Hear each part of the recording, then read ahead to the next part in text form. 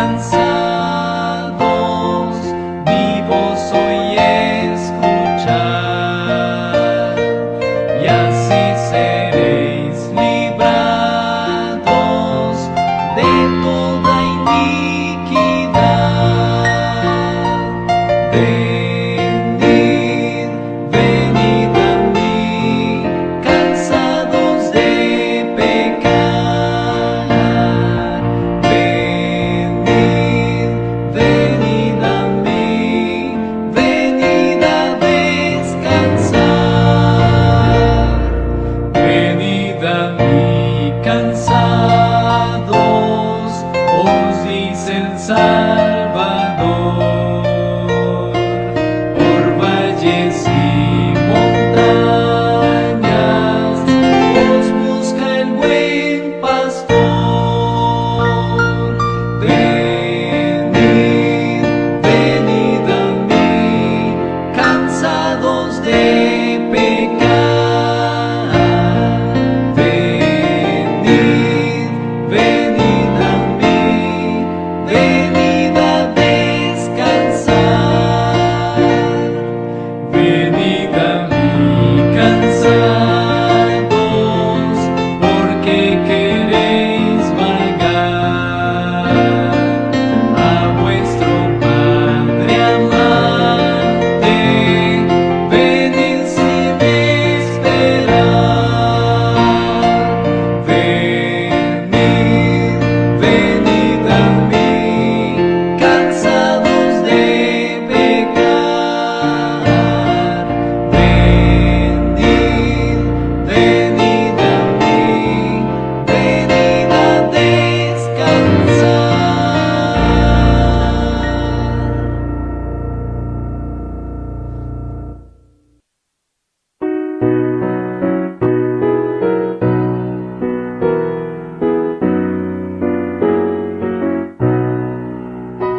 La Biblia nos habla de Cristo y de su muerte en la cruz. Su santa palabra ha dicho que Él pronto vuelve en luz. Te hayas listo a encontrar al Señor, lo haces todo con fe y con amor. Has peleado por fe la batalla del bien, pueden otros a Cristo en ti ver. Eres fiel por doquiera que vas, puedes tú contemplarlo en su faz y triunfante decir: este es mi Dios. Puedes tú encontrar al Señor. No anheles el bien de esta vida, pues ella se pasará. Entrégate a Él sin medida, que hoy llamando está. Te hayas visto a encontrar al Señor, lo haces todo con fe y con amor. Has peleado por fe la batalla del bien, pueden otros a Cristo en ti ver. Eres fiel por doquiera que vas, puedes tú contemplarlo en su faz y triunfante decir: este es mi Dios. Puedes tú encontrar al Señor. No dejes que pase más tiempo sin entregarte a Jesús. Alístate, pues el Maestro muy pronto vuelve en luz. Te hayas visto a encontrar al Señor, lo haces todo con fe y con amor. Has peleado por fe la batalla del bien, pueden otros a Cristo en ti ver. Eres fiel por doquiera que vas, puedes tú contemplarlo en su faz y triunfante decir, este es mi Dios. Puedes tú encontrar al Señor.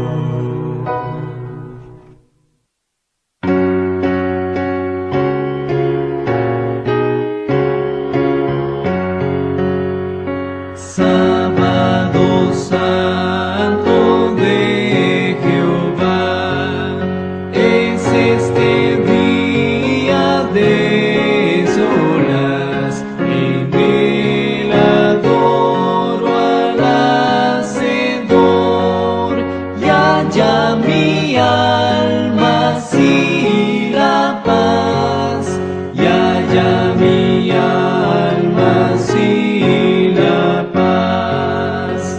Todas sus horas santas son, nunca las vivo para mí, y nada vil perturba así mi comunión feliz con Dios, mi comunión feliz con Dios.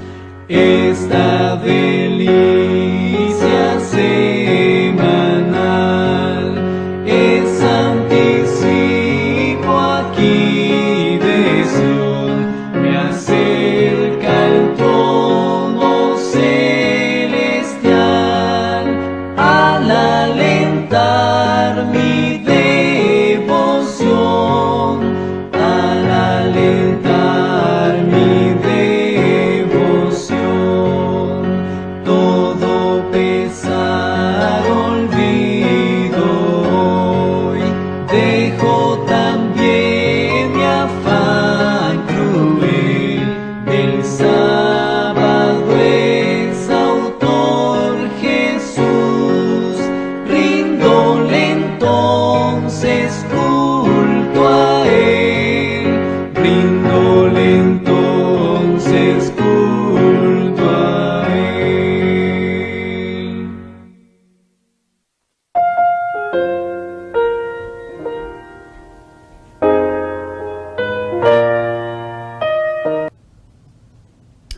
Bendiciones, queridos hermanos y hermanas. Es un placer nuevamente saludarles a través de este programa Estudiando Juntos la Biblia. Le doy la bienvenida a cada uno de ustedes donde quiera que estén sintonizando esta programación, bien sea en cualquier estado de esta nación de Norteamérica, donde nosotros transmitimos estos programas, o en cualquier país de Centro, Suramérica, el Caribe o el mundo.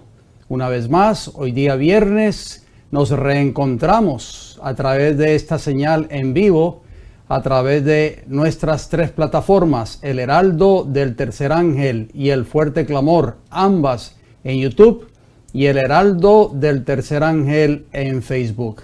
El tema de hoy es un tema bastante abarcante, muy interesante. Espero de que usted pueda estar en sintonía. Si usted tiene algún amigo, una amistad, algún hermano de la iglesia, algún familiar, es tiempo para que levante su teléfono y le llame y le deje saber que estamos saliendo ahora mismo en vivo por estas tres plataformas para que ellos también puedan ver esta programación.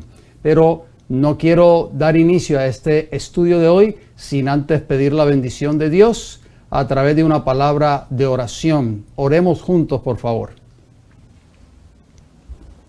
Amante Padre Celestial, nuevamente estamos gozosos, felices hoy día viernes, víspera de su santo día de reposo.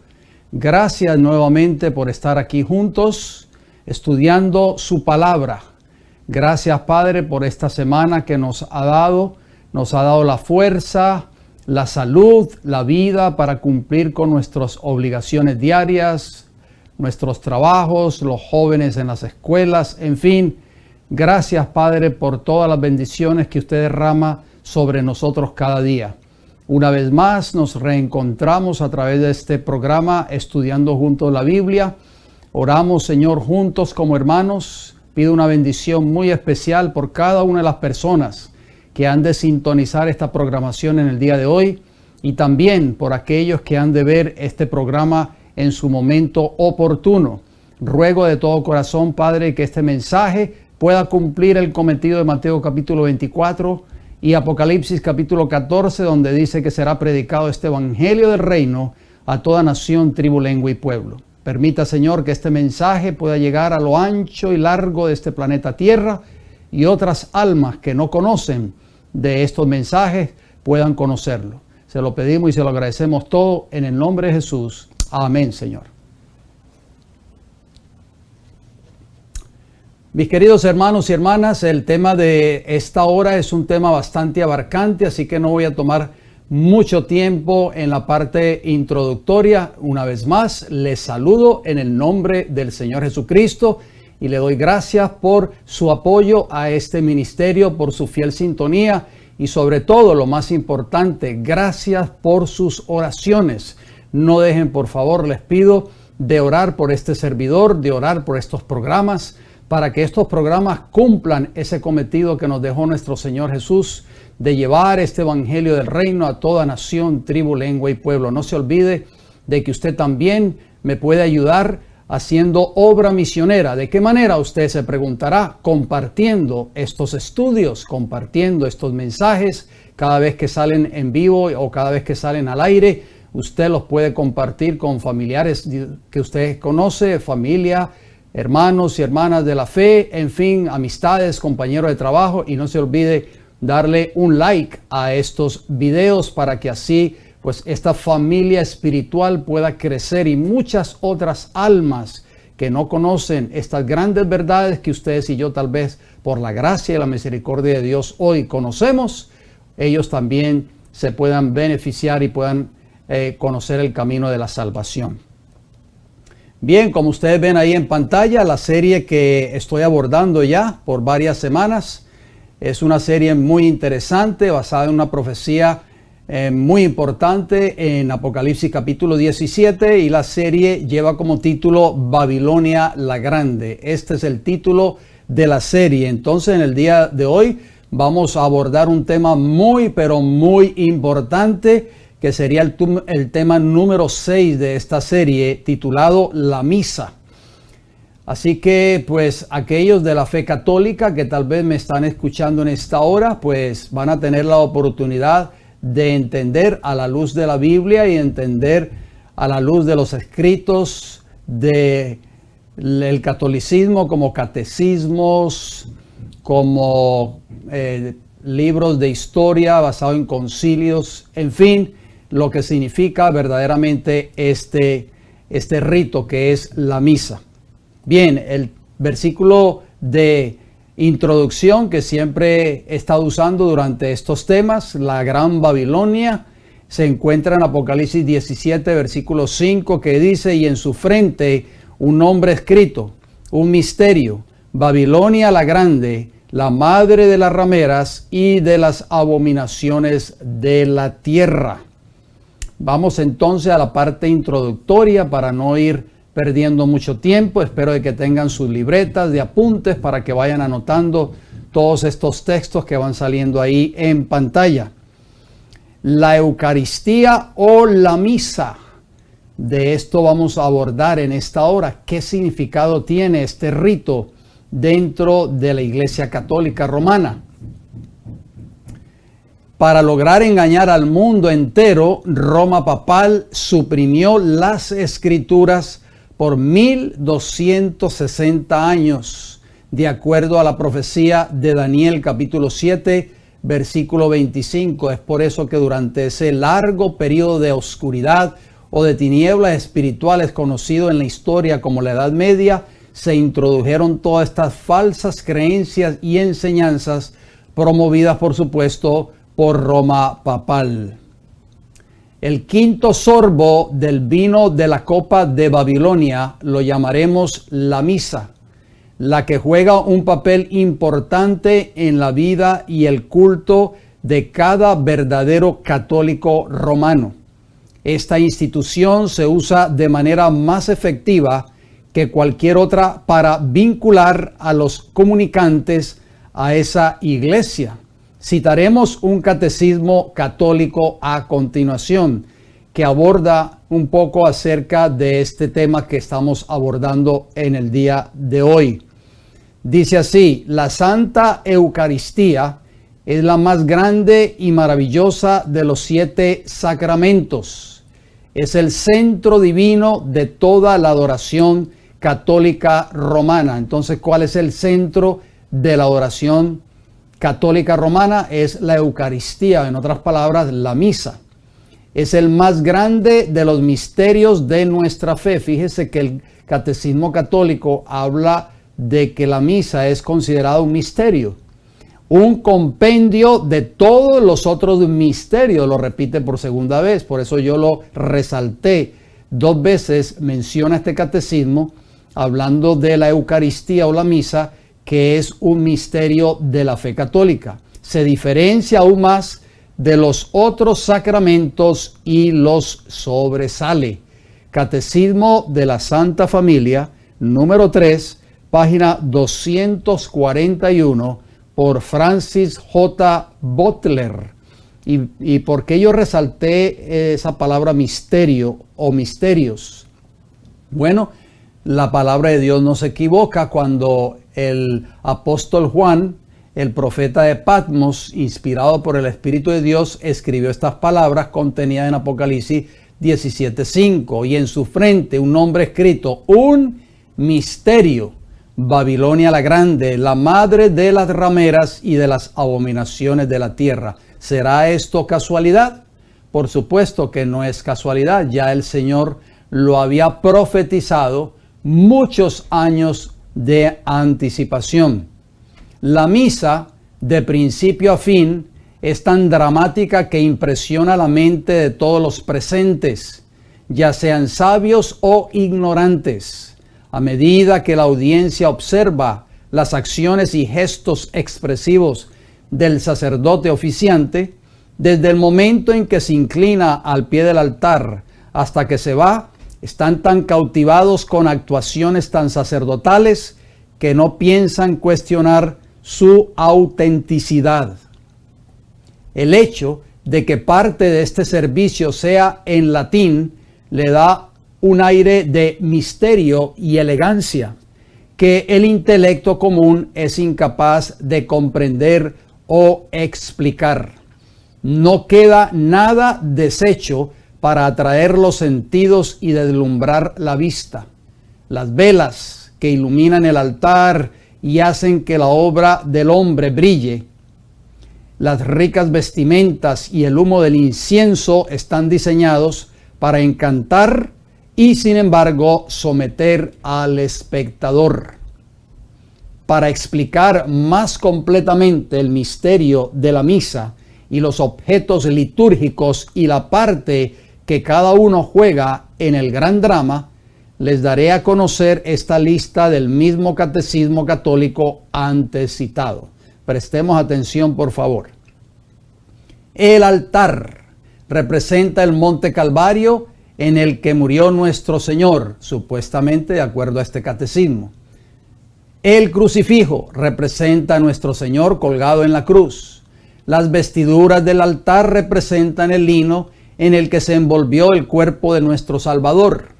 Las velas iluminadas representan a nuestro Señor como la luz del mundo y también son un emblema de la fe cristiana, la esperanza y la caridad. La lámpara del santuario representa la estrella de Belén, señalando la humilde morada del Rey de Reyes. El tabernáculo representa la cueva de Belén, la morada del Salvador divino. El velo del tabernáculo nos recuerda la presencia oculta de nuestro Señor en el bendito sacramento. La vestidura del altar representa la copa que nuestro Señor consagró en la última cena. El corporal, una pieza cuadrada de lino que conmemora en la que fue enterrado nuestro Salvador. El misal es el libro que contiene las oraciones y ceremonias de la misa.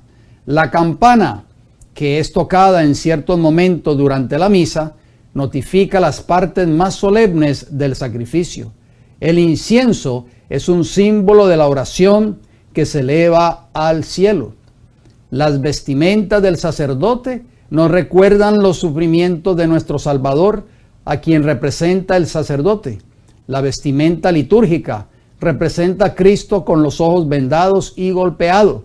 La vestimenta eclesiástica de lino blanco, de longitud completa con mangas largas, que se recoge en la cintura representa la prenda blanca que Herodes puso a nuestro Señor. El cordón eclesiástico representa con el que nuestro Señor fue atado. El manípulo, yo busqué esa palabra porque cuando yo estaba preparando este estudio, pues este catecismo está en inglés, tuve que traducir todo esto que ustedes ven ahí en pantalla. El manípulo es una larga franja de seda usada en la misa en la parte izquierda del brazo del clérigo, o sea, del sacerdote que está oficiando. El manípulo es un símbolo de tristeza y recuerda las lágrimas y el semblante desfigurado de nuestro Señor. El cordón eclesiástico representa con lo que nuestro Señor fue atado. El manípulo, otra palabra que yo no sabía el significado, es una larga franja de seda usada en la misa en la parte izquierda del brazo del clérigo. Es un símbolo de tristeza y recuerda las lágrimas y el semblante desfigurado de nuestro Señor. La estola es la señal del poder sacerdotal y recuerda el cordón con el que nuestro Señor estaba atado durante la pasión. La casulla, pieza de ropaje del sacerdote, representa a Jesucristo vestido por Pilato con una prenda púrpura. Las vestimentas blancas simbolizan la pureza. Las vestimentas rojas simbolizan la fortaleza. Las vestimentas púrpuras simbolizan la penitencia. Y las vestimentas verdes simbolizan la esperanza. Las vestimentas negras simbolizan la tristeza. Catecismo de la Santa Familia, número 3, páginas 327 y 328 por Francis J. Butler. Interesante, ¿verdad? La definición que da este catecismo en cuanto a todos los componentes de la misa cuando está oficiando un sacerdote en ella. Sería en vano escudriñar las escrituras para tratar de encontrar la mención de la liturgia de la misa, porque no lo vamos a encontrar nunca en las escrituras. Los objetivos que la Iglesia Católica Romana considera necesaria en el desempeño de la misa son extraños a la palabra de Dios, porque Cristo, cuando estuvo en la tierra, no hizo una exhibición tan ostentosa en su vida devocional. Para la gente en general, las ceremonias de la misa son desconcertantes e increíbles. Tomemos en cuenta cuidadosamente los 11 pasos del drama de la misa. ¿Están listos para leerlos conmigo? Vamos a leerlos. Vamos a citar a otro catecismo, ustedes lo ven ahí en portada, Catecismo completo de la religión católica por Joseph de Habre, edición 1924. Vamos a ver qué enseña o qué muestra este catecismo en relación a esos pasos que se dan durante la misa. Número 1. El sacerdote primero reza con sincera tristeza y se inclina profundamente al pie del altar. Luego, después de haber ascendido los escalones, lo besa reverentemente, o sea, besa el altar.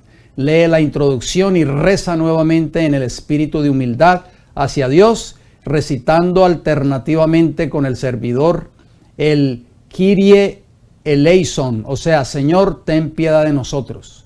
Número 2, paso número 2, él, o sea, el sacerdote que está oficiando en la misa, entona alegremente el himno de los ángeles, Gloria, y se dirige hacia la gente para desearles la bendición divina. Paso número 3, reza al lado del altar, en nombre de todos los que están presentes, a Dios por las necesidades de todos. Después de eso, lee 2 porciones de la Sagrada Escritura, la Epístola y el Evangelio. Este último, sin embargo, al otro lado del altar, para intimar que la doctrina evangélica rechazada por los judíos fue llevada a los paganos. Punto número 4, o paso número 4. El Evangelio es seguido en ciertos días por el credo de Nicea. Esta es la preparación para el sacrificio. se llamaba antiguamente la misa de los catecúmenos, es decir, de aquellos que todavía estaban en los primeros rudimientos del cristianismo, porque se les permitió ayudarlo hasta ahora antes de ser bautizados. Luego comienza. Paso número 5, el sacrificio en sí mismo. El sacerdote, unido con la gente, ofrece el pan y el vino y luego se lava las manos para mostrar la pureza del corazón con el que debemos ayudar en el santo sacrificio. Paso número 6, él invita a todos a la oración ferviente y, alabando a Dios, se une a los coros de los ángeles diciendo: Santo, Santo, Santo. Paso número 7, sigue las oraciones, dice en voz baja para la iglesia, sus gobernantes y todos los fieles, bajo la invocación de la Santísima Virgen y todos los santos. Paso número 8, luego pronuncia las misteriosas palabras de consagración. Nuevamente menciona la palabra misterio o misteriosas. La Biblia no se equivocó, este catecismo lo confirma. Pronuncia las misteriosas palabras de consagración, adora haciendo una reverencia y eleva el cuerpo sagrado y la sangre sagrada sobre su cabeza. No se olvide esos detalles, lo vamos a ver más adelante. Al sonar de la campana, la gente adora de rodillas y golpea sus pechos en muestra de arrepentimiento por sus pecados. Paso número 9. El sacerdote ruega a Dios gentilmente que acepte el sacrificio, que tenga piedad de toda la humanidad, también de las almas en el purgatorio. Y concluye con la oración del Señor, que contiene la sustancia de todas las peticiones. Ahí ustedes pueden ver, se levanta esa copa, ese cáliz y esa oblea o esa hostia que supuestamente representa el cuerpo de Cristo, y el cáliz la sangre de Cristo. Todo eso toma lugar durante la misa. Paso número 10, después de una oración preparatoria, durante la cual en misas solemnes se da el beso de la paz, sigue la Sagrada Comunión, de la cual todos los que están presentes deben participar, al menos espiritualmente. ¿Qué viene después? La Sagrada Comunión. Ya vamos a ver qué es la Sagrada Comunión. Si usted ha sido de la fe católica, lo debe de saber. Y el paso número 11, al terminar la comunión, todo concluye con una oración de acción de gracias, la bendición de la gente y la lectura del Evangelio de San Juan. Catecismo completo de la religión católica, páginas 270 y 271. Ahí está la Sagrada Comunión, o sea, cuando el sacerdote le da la hostia a los fieles, se la pone en la lengua o en la boca y dice cuerpo de Cristo, y el fiel contesta amén.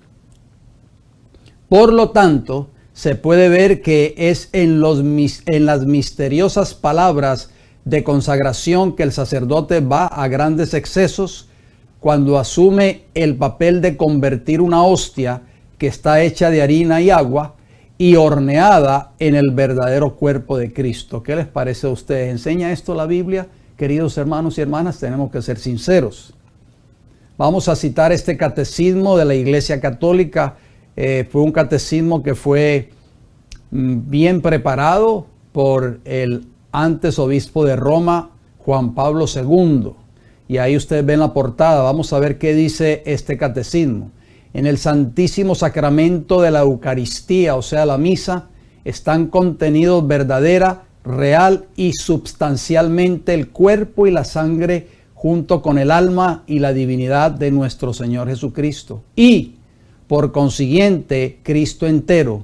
Esto salió, también fue un decreto del Concilio de Trento.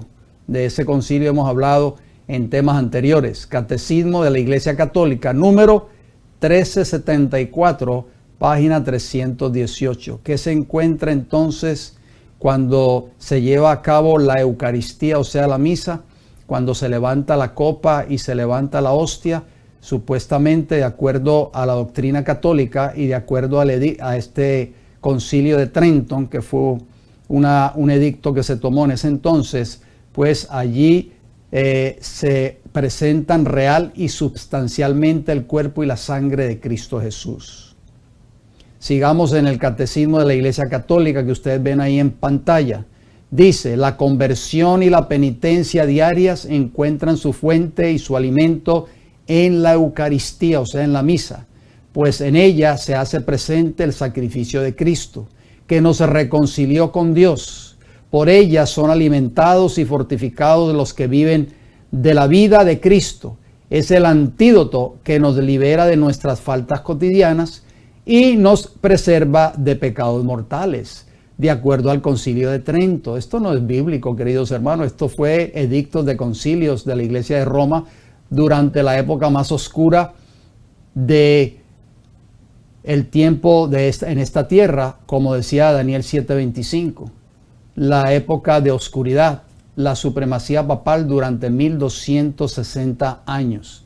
Volviendo a la cita, permítanme resaltar algo rapidito. De acuerdo a este catecismo, dice que la misa es el antídoto que nos libera de nuestras faltas cotidianas y nos preserva de pecados mortales. ¿Dónde dice eso en la Biblia, queridos hermanos y hermanas? Por eso es que la Iglesia de Roma no puede contestar con un escrito está. ¿Por qué? Como contestaba Jesús cuando fue tentado por Satanás en el desierto. ¿Cómo le contestaba Jesús a Satanás? Escrito está. Pero solamente estos son edictos que han sido establecidos por Roma papal durante diferentes concilios durante toda su historia. Catecismo de la Iglesia Católica, número 1436, página 331. Esto es muy triste decirlo, pero por eso, por amor, es que traemos estos programas hacia nuestros queridos amigos y amigas de la fe católica, porque yo sé que dentro del catolicismo romano hay personas sinceras que aman a Dios y que creen que lo que ellos han creído o que se les ha enseñado durante toda su vida es la verdad, y ellos están viviendo de acuerdo a esa verdad. Créanme, queridos hermanos de la fe católica, amigos y hermanos y hermanas, este mensaje es para ustedes, para que vayamos a la palabra de Dios. Nosotros no podemos sentar nuestra fe, no podemos pararnos en una base o edificar sobre una base de arena, o sea, sobre concilios, sobre dogmas o sobre catecismos. El cristiano, el hombre y la mujer cristiana tiene que edificar, como dice Mateo capítulo 7, tenemos que edificar sobre la roca que es Cristo Jesús, que representa la palabra de Dios, el verbo hecho carne. El verbo, la palabra verbo quiere decir palabra. En el principio era el verbo, o sea, la palabra. Y por esa palabra fueron creados los cielos y la tierra. Ahora ustedes y yo tenemos una palabra, tenemos la Biblia, tenemos que pararnos en esa plataforma segura que son las Sagradas Escrituras. No podemos seguir parados en una plataforma de arena movediza. ¿Cuál es esa plataforma de arena movediza? Concilios, catecismos y dogmas de los hombres. Vamos a citar otra fuente que ustedes ven ahí en pantalla, la Enciclopedia Católica. ¿Qué dice también esta enciclopedia? Dice, la doctrina de la transubstanciación. Tal vez usted nunca había oído ese término. Yo lo pongo ahí entre corchetes. Recuerden que lo que está entre corchetes yo lo voy agregando para que ustedes entiendan lo que significa esa palabra transubstanciación. En la doctrina católica, conversión del pan y del vino en el cuerpo y la sangre de Jesucristo. ¿Dónde toma lugar eso? En la misa. Dice que en la doctrina de la transubstanciación, como muchas otras doctrinas de la Iglesia papal, fue un asunto controvertido durante siglos antes de recibir la adopción final. Fue Pascasius Radbertus, un monje benedicto, años 786 al año 860, quien abogó por primera vez a favor de la doctrina de la presencia real, o sea, la transubstanciación por el cambio de los elementos en el cuerpo y la sangre de Cristo. O sea, la presencia real del cuerpo de Cristo en la hostia y de la sangre de Cristo en el vino. De la publicación de su tratado en el año 831 después de Cristo sobre la presencia real hasta el cuarto concilio de Letrán, nuevamente aparece otro concilio allí en pantalla, año 1215, en el que los obispos adoptaron la doctrina como un dogma. O sea, esta doctrina de la transubstanciación que es prácticamente convertir la hostia en el cuerpo de Cristo y el vino en la sangre de Cristo, fue adoptada por el Concilio de Letrán y se hizo un dogma de la Iglesia Católica, Apostólica y Romana. Y usted dirá, ¿y eso qué significa un dogma? Ya lo vamos a ver. Muchas batallas feroces fueron libradas por los obispos contra la enseñanza de Pascasios. Enciclopedia Católica, tomo 11, página 518, bajo el artículo Pascasios Radbertus. Bueno, dogma, ustedes ven ahí, esto viene de una página de internet, www.bing.com. ¿Qué significa la palabra dogma? Porque decíamos que en el Concilio de Letrán se estableció la transubstanciación que toma lugar en la misa, convertir la hostia, o sea el pan y el cáliz, el vino, en el cuerpo y la sangre de Cristo. Cuando el sacerdote levanta la copa con la hostia durante el servicio de la misa, eso se estableció en el Concilio de Letrán en el año 1215 y se estableció como un dogma. Vamos entonces a ver lo que significa la palabra dogma. Un dogma es una proposición que representa una verdad absoluta, irrefutable, o sea que no se puede refutar, y se establece como base para cualquier campo de conocimiento. Un dogma es aceptado por las personas que comparten una doctrina o una religión, sin cuestionar ni contradecir su contenido. Un dogma es proclamado como innegable, o sea, no se puede negar, cuando ya es establecido por un concilio. Cuando dice que un dogma es proclamado como innegable por una autoridad o una revelación. Un ejemplo de dogma es el de la Inmaculada Concepción en la Iglesia Católica. De eso, si el Señor lo permite, vamos a hablar en programas posteriores. ¿Qué significa el dogma de la Inmaculada Concepción? Eso también es un dogma porque no es una doctrina bíblica.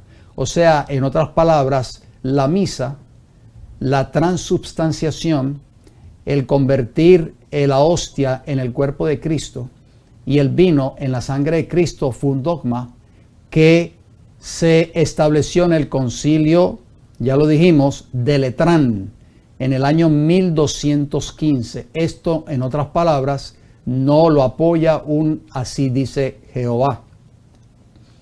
Traslademos nuestras mentes al aposento alto donde Cristo y los 12 discípulos estaban comiendo la cena de la Pascua. Vamos a citar Lucas 22, 14 y 15. Dice, cuando era la hora, se sentó a la mesa, o sea Jesús, y con él los apóstoles. Y les dijo, cuánto he deseado comer con vosotros esta Pascua antes que padezca. Repito, Lucas 22, 14 y 15. Esta fue la última Pascua que debía guardarse, ya que el verdadero Cordero de la Pascua moriría al día siguiente, porque esto toma lugar un jueves por la noche. Al sacrificar el Cordero Pascual por parte de los israelitas, apuntaba a la muerte de Cristo, deseando dejar un memorial de su muerte, uno que alguna vez tuviera en cuenta los dos grandes eventos, el hecho de su muerte y la promesa de su segunda venida. Jesús instituyó la cena del Señor. ¿Qué dice Mateo 26, 26? Y mientras comían, tomó Jesús el pan y bendijo y lo partió y dio a sus discípulos y dijo, tomad, comed, esto es mi cuerpo. Lucas capítulo 22, versículo 19. Y tomó el pan y dio gracias y lo partió y les dio diciendo, esto es mi cuerpo que por vosotros es dado, haced esto en memoria de mí. El vino no fermentado y el pan sin levadura estaban sobre la mesa. Jesús tomó el pan y lo bendijo, o, como dice Lucas, dio gracias, y luego lo partió diciendo, tomad, comed, este es mi cuerpo. Era jueves por la noche cuando el Señor partió el pan y se lo dio a sus discípulos. Si fuera cierto que les estaba dando su cuerpo real, porque todo esto es simbólico, por supuesto, las palabras de Jesús simbolizaban a la vida de Cristo Jesús, a su vida, su cuerpo, su sangre, representan la vida de Jesús en nosotros. Si fuera cierto que les estaba dando su cuerpo real, entonces murió ese jueves por la noche y no el viernes. El Señor no declaró que luego se iba a quitar la vida. Qué absurdo pensar por un momento que Jesús les entregó su propia carne para comer. La Iglesia Católica Romana afirma que, según la declaración, este es mi cuerpo, se entiende el verdadero cuerpo de Cristo, pero hay otros textos en la Biblia que mencionan el cuerpo de Cristo. Vamos a ver esos textos. Colosenses 1:18, ahí vemos otro ejemplo que habla del cuerpo de Cristo y representa a quién. Y Él es Cristo, por eso yo lo agrego entre corchetes, es la cabeza del cuerpo que es la Iglesia. Él que es el principio, el primogénito entre los muertos, para que en todo tenga la preeminencia. Según el razonamiento de la Iglesia de Roma, en las palabras, este es mi cuerpo, ella trata de sostener lógicamente que en el servicio de la misa, las personas que constituyen la iglesia son transmutadas, o sea, cambiadas en la hostia como el cuerpo real y la sangre de Cristo. Cristo, cuando habló de sí mismo como el pan, no estaba enseñando la doctrina de la transubstanciación. Es absurdo pensar que el Hijo de Dios se pueda crear a sí mismo a través de un trozo de pan literal.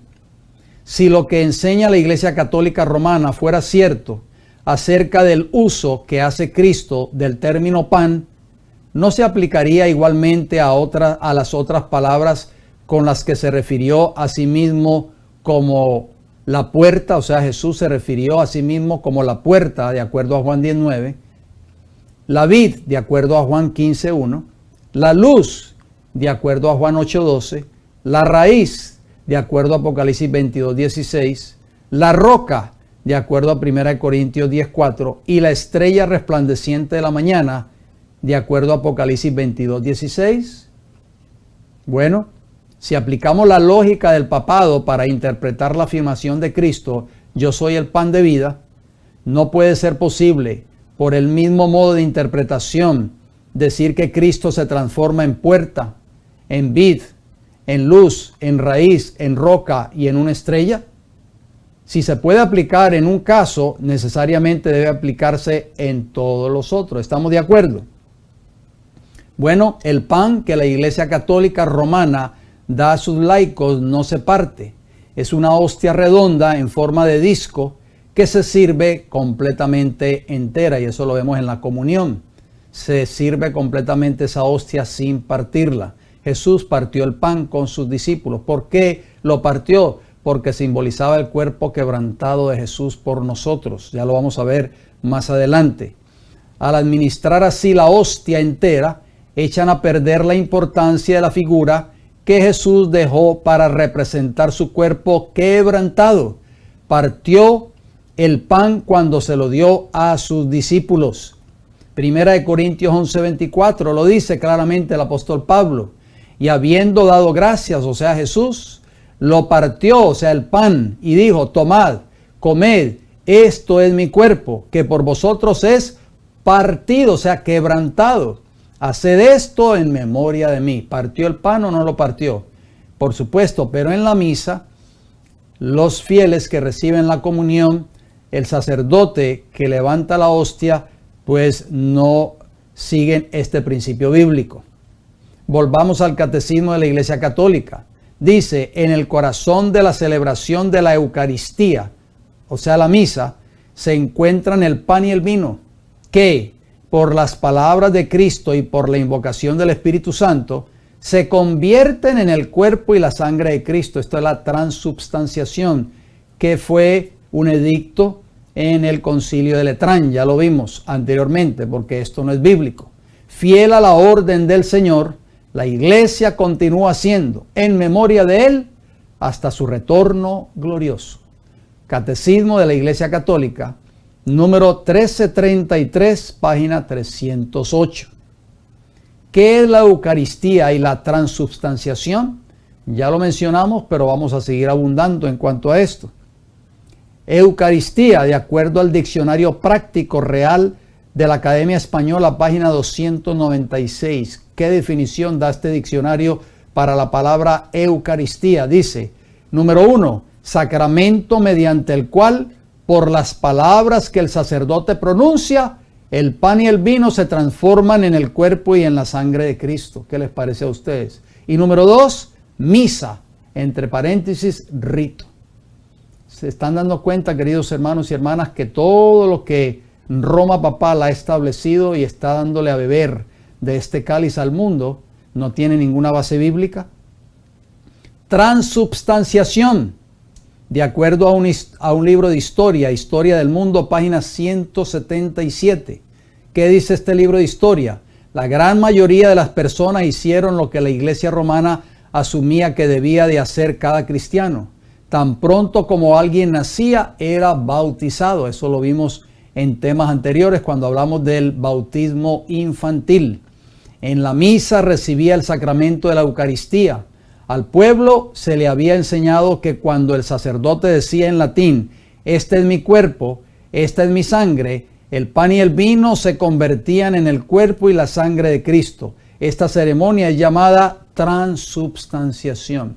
O sea, esta doctrina se la sembraron a los fieles de acuerdo a este concilio de Letrán, de a partir de, vino mucho antes, en los años 900 de nuestra era, como lo vimos anteriormente.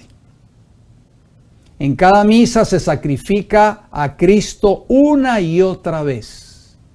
¿Lo enseña la Biblia? ¿Qué ustedes creen? La misa es el sacrificio del cuerpo y la sangre de Jesucristo ofrecido a Dios en el altar para presentar y continuar el sacrificio de la cruz. Se afirma que cada misa es un sacrificio nuevo de Cristo. Pero la Biblia enseña que Cristo necesitó morir solo una vez. Leamos primero lo que dice el Catecismo de la Iglesia Católica. La repetición de la misa es otra cosa que está en contra de la expiación que Cristo hizo en la cruz del Calvario, una sola vez y para siempre. Si la misa es verdadera, Cristo es continuamente sacrificado en los altares de la Iglesia Católica Romana y debe morir una y otra vez cada vez que el sacerdote católico celebra la misa. ¿Qué enseña la palabra de Dios? Hebreos capítulo 9, versículo 24 al 26, ¿qué nos dice?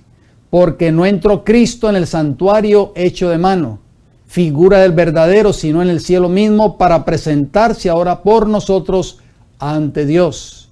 Versículo 25, y no para ofrecerse muchas veces. Oigan bien, yo agrego ahí entre corchetes, en cada misa Cristo es sacrificado.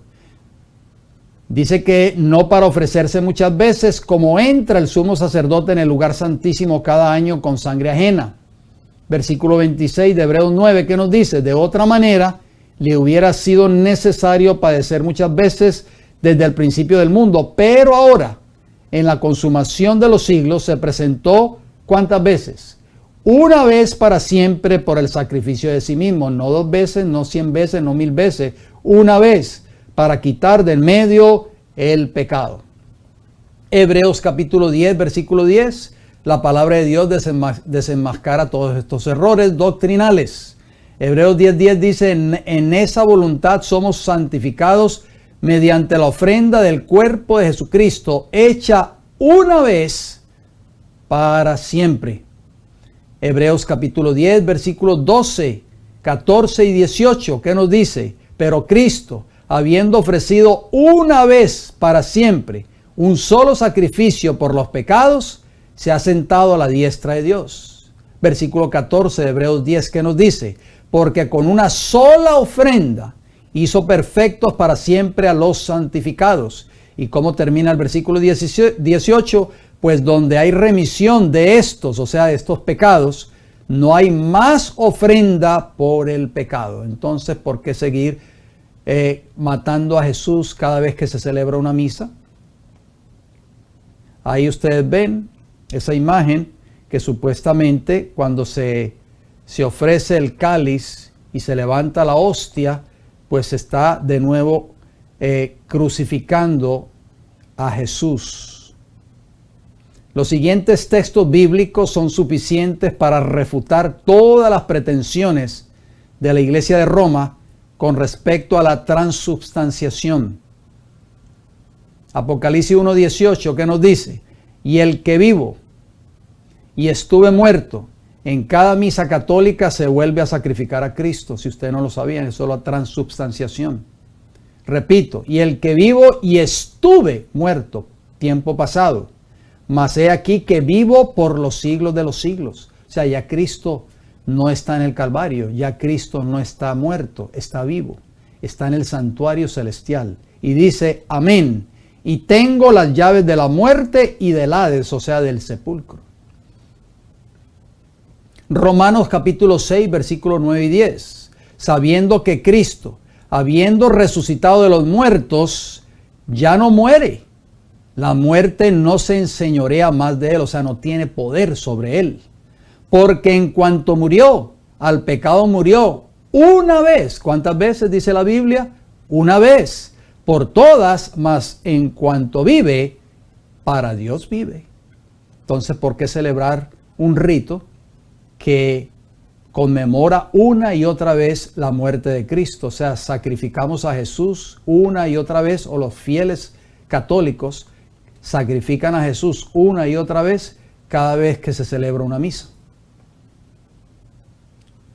La Biblia dice que Roma papal abriría su boca en blasfemias contra Dios para blasfemar de su nombre, de su tabernáculo y de los que moran en el cielo, de acuerdo a Apocalipsis 13:6. La doctrina de la transubstanciación nunca debería haberse convertido en un dogma de la iglesia. Es un error y carece del apoyo de la palabra de Dios. Golpea el fundamento mismo del plan de la salvación. Menosprecia el valor del supremo sacrificio de Cristo en la cruz y echa por tierra la obra de Cristo en el santuario celestial. La hostia es levantada en cada misa, como ustedes ven ahí en esa imagen. Interesante. ¿Qué significa eso? Usted se preguntará. Bueno, poco después de que la doctrina de la transubstanciación fuera respaldada en el Cuarto Concilio de Letrán, en el año 1215 después de Cristo, por el Papa Inocencio III, la elevación de la oblea, del latín hostia, que significa víctima, en cierta parte de la misa, fue introducida por el Papa Honorio III. Después de que el sacerdote ha pronunciado las misteriosas palabras hoc est corpus meum, o sea, este es mi cuerpo, en latín, por supuesto, eleva la hostia, como ustedes vieron en la imagen anterior. En ese momento, cuando el monaguillo toca la campana, el pueblo se arrodilla y adora la hostia consagrada. La siguiente cita del Catecismo Católico revela claramente esta doctrina. Volvamos al Catecismo completo de la religión católica por Joseph de Habre, la edición 1924. ¿Qué dice este catecismo? Entonces, el sacerdote pronuncia las misteriosas palabras de consagración. Como decía la Biblia no se equivocó cuando decía que Babilonia la Grande es un misterio. Está llena de misterios y ahí lo vemos. El mismo Catecismo Católico está confirmando que todo este rito de la misa es un misterio, es misterioso. Dice, entonces el sacerdote pronuncia las misteriosas palabras de consagración, adora, haciendo una reverencia y eleva el cuerpo sagrado y la sangre sagrada por encima de su cabeza. Al sonido de la campana, el pueblo adora de rodillas y se golpea el pecho en señal de arrepentimiento por sus pecados. Catecismo completo de la religión católica, página 270. ¿Qué les parece a ustedes? ¿Qué dice Jeremías 7:18? ¿Qué simbolismo tiene esto? Jeremías 7:18, vamos a ver qué dice la Escritura en cuanto a esto. Cuando se levanta esta hostia, este disco, esta hostia es en forma de círculo, en forma de un disco. Dice Jeremías 7:18, los hijos recogen la leña. Está hablándole al pueblo de Israel que estaba entregado a la idolatría y a la apostasía en ese entonces. Los hijos recogen la leña, los padres encienden el fuego y las mujeres amasan la masa. Oigan bien, amasan la masa para hacer tortas a la reina del cielo y para hacer ofrendas a dioses ajenos, para provocar mi ira. ¿Quién era la reina del cielo en ese entonces?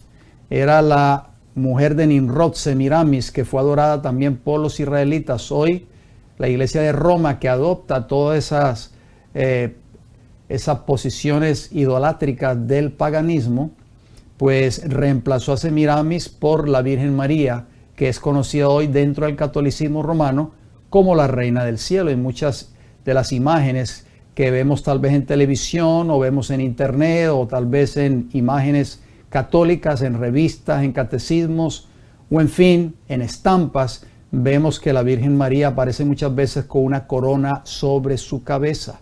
Entonces, volviendo al versículo de Jeremías 7:18, los israelitas en los tiempos de Jeremías, aparte de que estaban adorando a Baal, que es el dios Sol, también estaban adorando a la reina del cielo, a Semiramis.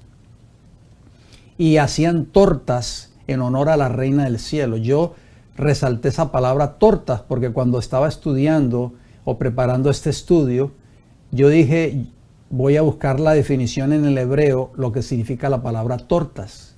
Vamos entonces a leerlo. La palabra hebrea para tortas de Jeremías 7:18 es kabán. Recuerde que el Antiguo Testamento fue escrito en hebreo y significa algo preparado, torta sacrificial, hostia u oblea sacrificial. ¿Qué les parece a ustedes?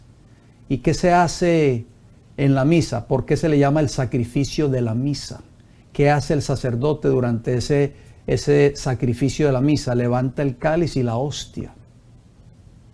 Entonces, esta palabra tortas de Jeremías 7:18, que en hebreo es kabán, viene de la palabra hebrea kun, que significa estar erguido o levantar.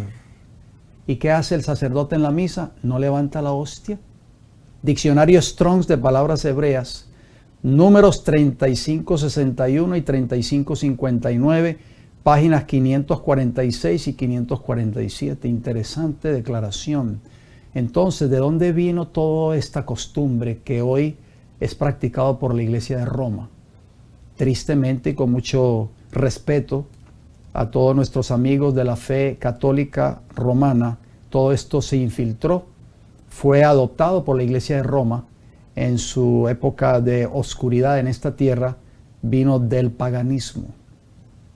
Se hace la pregunta, ¿por qué la hostia es redonda? Moisés, a quien Dios instruyó para que le dijera a los hebreos que prepararan los panes sin levadura para la fiesta de la Pascua, recuerdan, no ha dejado o no dejó nada registrado que indique la forma del pan. O sea, la Biblia no lo dejó indicado. No decía que el pan era redondo. Puede surgir la pregunta, ¿de dónde se originó la hostia delgada y redonda de la misa papal? De la adoración babilónica al sol, por supuesto. Vamos a citar esta es la portada de un libro que se llama Las dos Babilonias, escrito por Alexander Hislop, un historiador, tremendo libro. Te lo recomiendo, si no lo tiene, lo puede conseguir.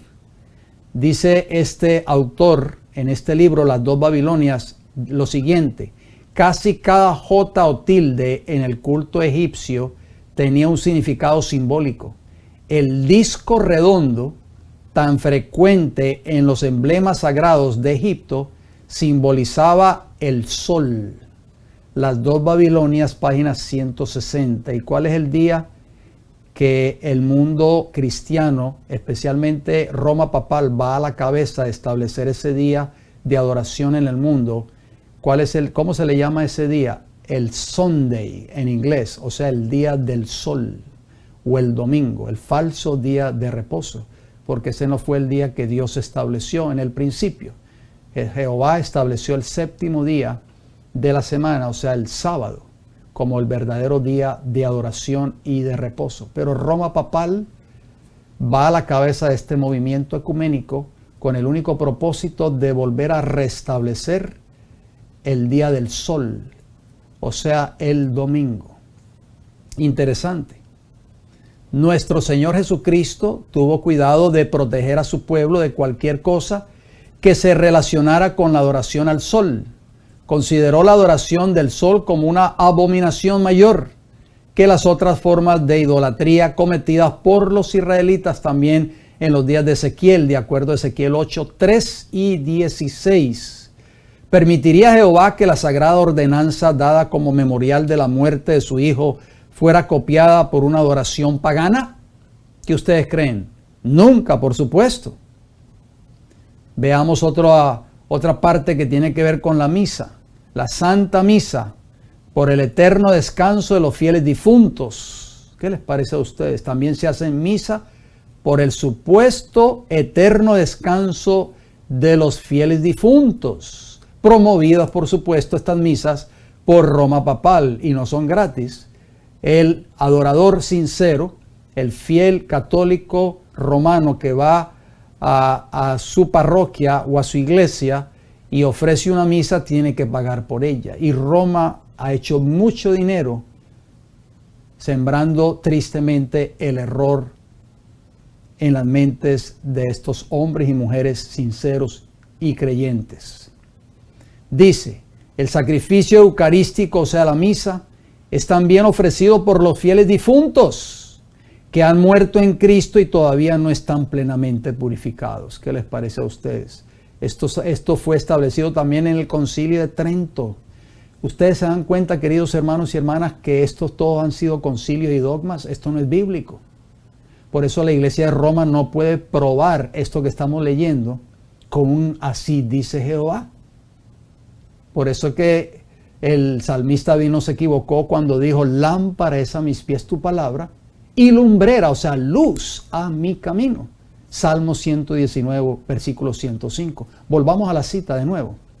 Repito, el sacrificio eucarístico, o sea, la misa, es también ofrecido por los fieles difuntos. O sea, hay que hacer una misa por esos fieles difuntos que han muerto en Cristo y todavía no están plenamente purificados de acuerdo al Concilio de Trento, para que puedan entrar en la luz y la paz de Cristo, presentando a Dios nuestras súplicas por los que han muerto, aunque fuesen pecadores. Catecismo de la Iglesia Católica, número 1371, página 317. Lo estamos leyendo, pero no le damos crédito a esto. La historia de la civilización por Will Durant, un compendio de libros de historia escritos por este hombre que fue un tremendo historiador y dejó un sinnúmero de libros escritos basados en la historia del mundo cristiano. Dice así este autor, la idea de no solo orarle a los muertos, sino también adorarlos, oigan bien, fue también una herencia de ¿quién, hermanos y hermanas? Del paganismo antiguo. ¿De dónde vino esa costumbre entonces de hacer misas o de orar por los muertos o por los difuntos? Eso vino del paganismo, porque eso no es bíblico. Los griegos invocaban a sus muertos precisamente como los cristianos invocan a los santos. Historia de la civilización por Will Durant, tomo 1, página 63. Volvamos al Catecismo de la Iglesia Católica. Ahí ustedes ven el catecismo, no lo estoy inventando yo. Desde los primeros tiempos, la Iglesia, por supuesto, está hablando de la Iglesia Católica, ha honrado la memoria de los difuntos y ha ofrecido sufragios en su favor, o sea, dones. En particular el sacrificio eucarístico, ahí está la misa, para que una vez purificados puedan llegar a la visión beatífica de Dios. ¿Dónde enseña esto la palabra del Señor? Seamos sinceros, queridos hermanos y hermanas. La Iglesia también recomienda, oigan bien, no solamente las misas, las limosnas, las indulgencias y las obras de penitencia en favor de los difuntos. De esta manera es que Roma se ha enriquecido. Catecismo de la Iglesia Católica, número 1032, página 241. Eclesiastés 9, 5 y 6. ¿Por qué hacer una misa por un muerto cuando la Biblia nos dice todo lo contrario? Por eso que Satanás no quiere que nosotros conozcamos esta luz. Eclesiastés 9:5 dice, porque los que viven saben que han de morir, pero los muertos, ¿cuánto saben? Nada saben, aunque usted le haga 1000 misas. No tienen más paga porque su memoria es puesta en olvido.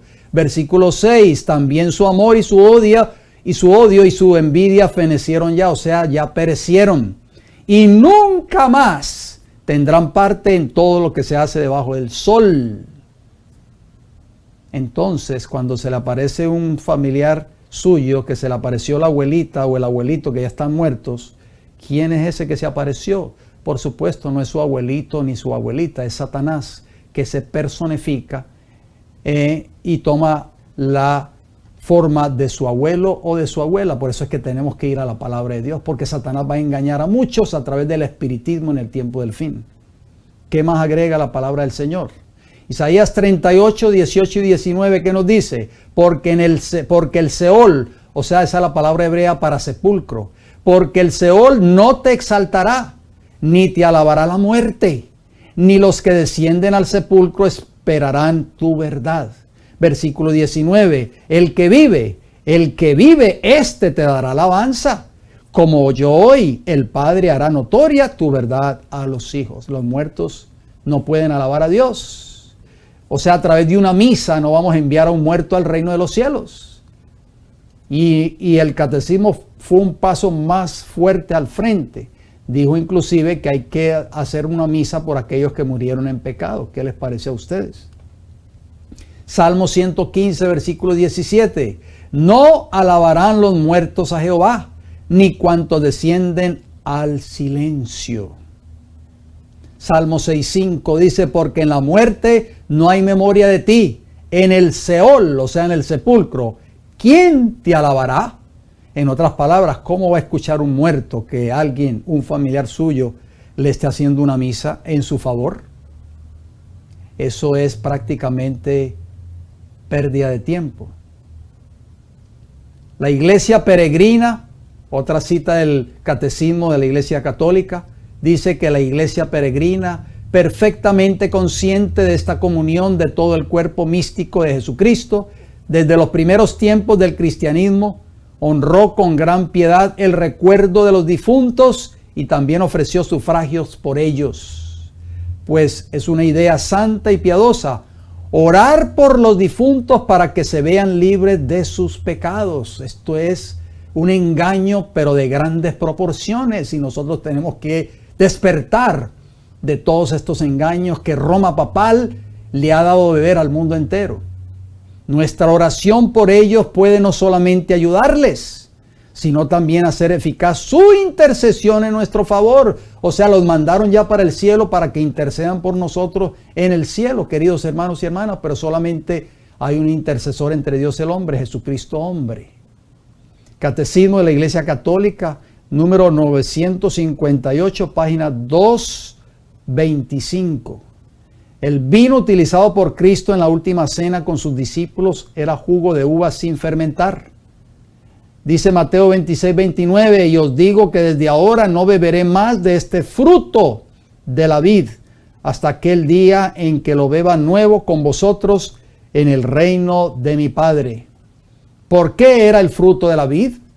Porque lo fermentado es un tipo de pecado. Y así como no había pecado en la vida del Hijo de Dios, así el vino, que representaba su sangre, debía estar sin fermentar. El pan utilizado era sin levadura, como el que se usaba en la fiesta de la Pascua, de acuerdo a Éxodo 12:8, 15, 18 y 39. La levadura, como el vino fermentado, es un tipo de pecado, como Pablo lo enseña claramente en el libro de Corintios. Primera de Corintios 5, 7 y 8, que nos dice, limpiaos pues de la vieja levadura, para que seáis nueva masa sin levadura como sois, porque vuestra Pascua, que es Cristo, ya fue sacrificada por nosotros. No tenemos que sacrificar a Jesús una y otra vez durante el servicio de una misa. Así que celebremos la fiesta, no con la vieja levadura, ni con la levadura de malicia y de maldad, o sea, símbolo de pecado, es la levadura, sino con panes sin levadura, de sinceridad y de verdad. ¿Qué escribió esta gran autora inspirada, Elena G. de White? Noten lo que ella escribió. Pero Dios tendrá en la tierra un pueblo que sostendrá la Biblia y la Biblia sola, como piedra de toque de todas las doctrinas y base de todas las reformas. Tenemos que volver a la palabra de Dios. Ni las opiniones de los sabios, ni las deducciones de la ciencia, ni los credos o decisiones de concilio. Ahí está el concilio de Letrán que estableció este dogma de la transubstanciación. Tan numerosos y discordantes como lo son las iglesias que representan, ni la voz de las mayorías, y yo pongo ahí entre corchetes los 345 millones de católicos a nivel mundial. Nada de esto, ni en conjunto ni en parte, debe ser considerado como evidencia en favor o en contra de cualquier punto de fe religiosa.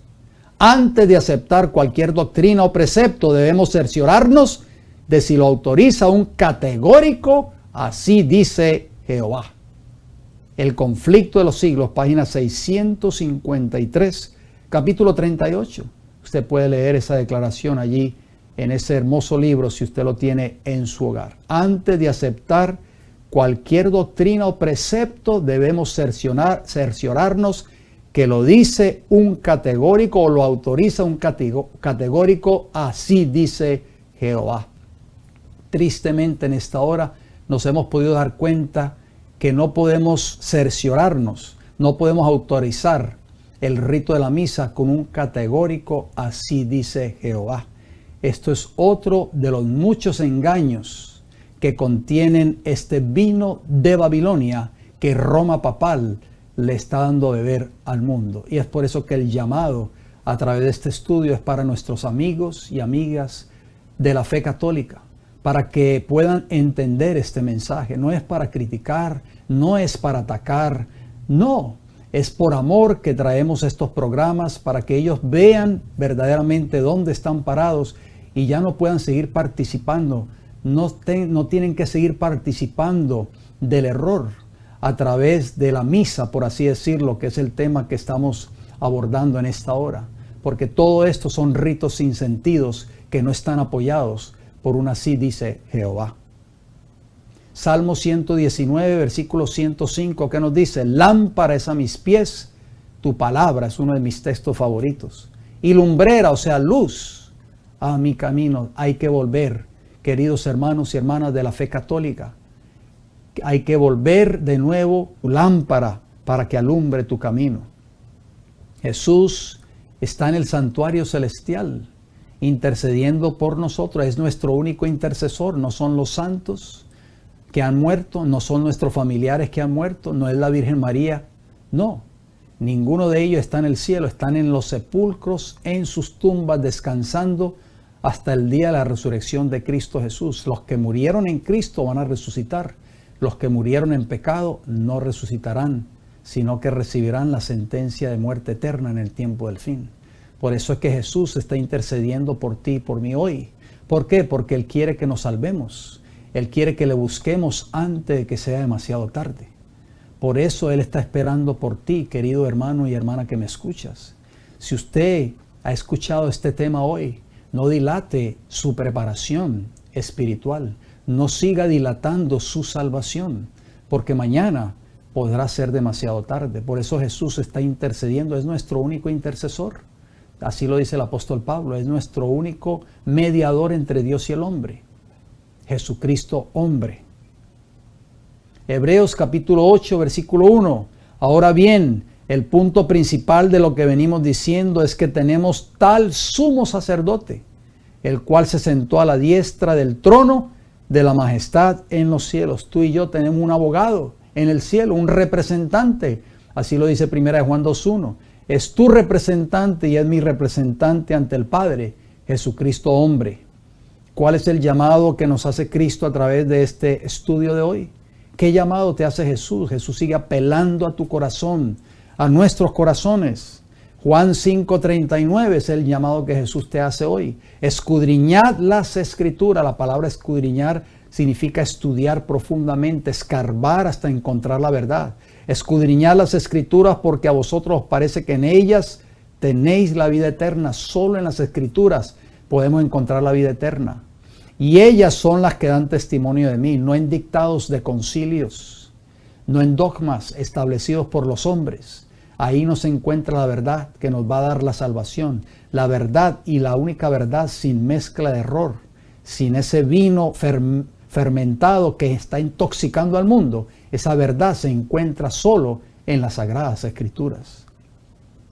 Si Dios me da el don de la vida, la próxima semana continuaremos descubriendo la calidad de vino que Babilonia le está dando a beber a todo el mundo por medio del engaño y el rechazo a la palabra de Dios. Es la única manera como Babilonia o como Roma papal puede establecer sus dogmas y sus doctrinas fuera de la palabra de Dios. ¿Por qué?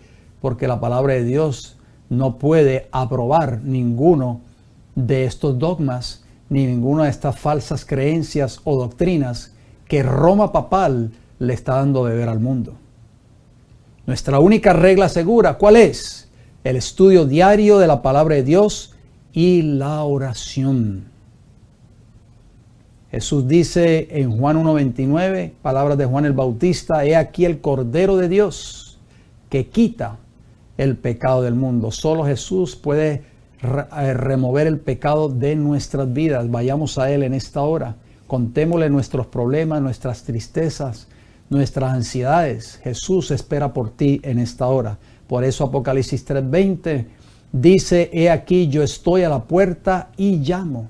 Jesús está tocando a la puerta de tu corazón. Si tu corazón ha sido movido por este estudio en esta hora, Cristo toca la puerta de tu corazón porque quiere entrar en tu vida. Si alguno oye mi voz y abre la puerta, entraré a Él y cenaré con Él y Él conmigo. Jesús toca la puerta, sigue tocándola. A través de cada estudio que usted, querido hermano y hermana, escucha a través de este programa Estudiando Juntos la Biblia cada semana, es un toque a la puerta de su corazón. No dejemos a Jesús allá afuera, como lo vemos en esta imagen, porque muchos, tristemente, lo dejarán afuera para siempre. No permita que Jesús se vaya de su vida. Ábrale su corazón a Él para que Él forme parte de su vida.